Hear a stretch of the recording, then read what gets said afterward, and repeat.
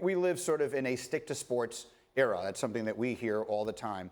And it feels like there's a very big difference in the way this is viewed with the NBA, with the public outspokenness of so many of your players, where it feels as though that is celebrated, not just internally but externally, and other places, most notably in the National Football League, where it feels that that is whatever the opposite of celebrated is, both internally and externally. So I wonder, what is the price? Is there a price that your league pays for the social activism and the public outspokenness that maybe we don't see or hear very much about? Because in the National Football League, that seems to be a very big part of the story. Let me begin by saying that there's a long tradition in the NBA, as Jalen knows, of players speaking out on issues that matter to them. In fact, when we were out in Los Angeles here for the All-Star game, Bill Russell was there, and I was pointing out to the players that in 1963, he was the MVP of the All-Star game. The Celtics went on to win the championship that year, and that summer, he stood on the steps of the Lincoln Memorial with Dr. King during the I Have a Dream speech. And when he did that, the language was much more colorful than shut up and dribble. And that, you know, he was attacked, his home was vandalized in Boston. And so that, really the point I was saying to our players, there's a direct through line from Bill Russell, from the early players in this league, from Oscar Robertson and others who spoke out to the players of today. So I feel that's something I inherited. It's part of the DNA of this league.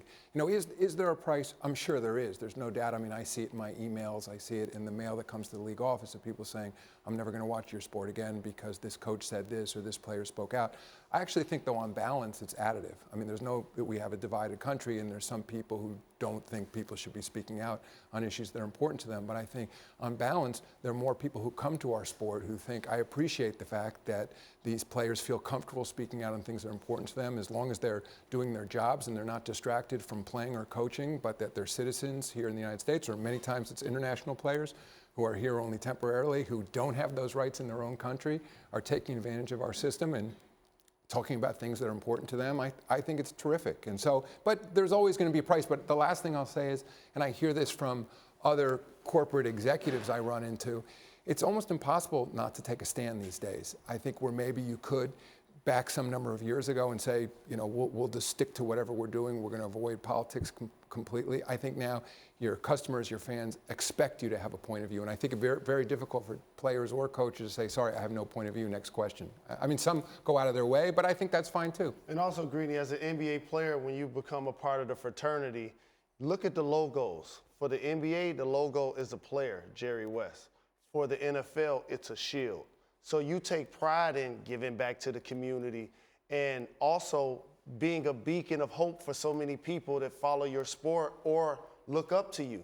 And I took pride as a player in doing that. That's what led me to being the founder of a charter high school, because you take that level of pride and that investment that you want to give back to the community. So how important is it for you that players continue to, of course, they're going to flourish on the basketball floor, but also be beacons in their community? Oh, I think it's critically important. As I said, I think it's been part of this league since its early days, and I think it's part of my role to ensure that players feel safe, frankly, and comfortable speaking out on issues that are important to them. I don't push them to do it. I think also players should talk about things that are comfortable talking about. And one thing that's happened in social media, that's the big change, that there now can be multidimensional people to the world. It's not how the media wants to present them. And often it's not just politics, of course. I mean, they're talking about things they do in their communities.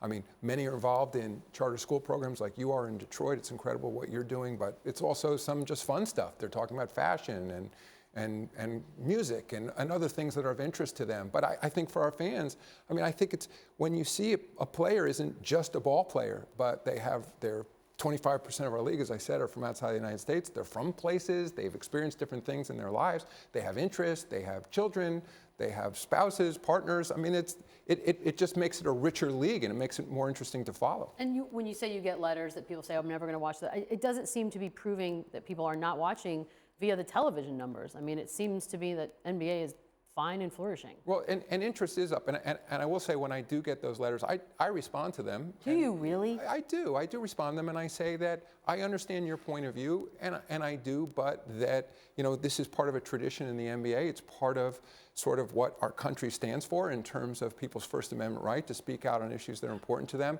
And some people then respond back and say, all right, I guess there is another point of view to this. And I get it. Sometimes people are just hot, in response to something in particular that is said. But you'd ultimately like to think, and I have this discussion with people when I'm sitting in the stands at games too, who want to talk about these things. And I say, it doesn't necessarily mean you need to agree with them. And I certainly don't agree with everything our players and coaches say, but it's more about their right to use this platform, again, outside of the game. I think that's important too. If players weren't doing their jobs or coaches weren't doing their jobs, I could understand fans being upset saying, but shouldn't they be focused on playing the game? But there's plenty of time for them to do both.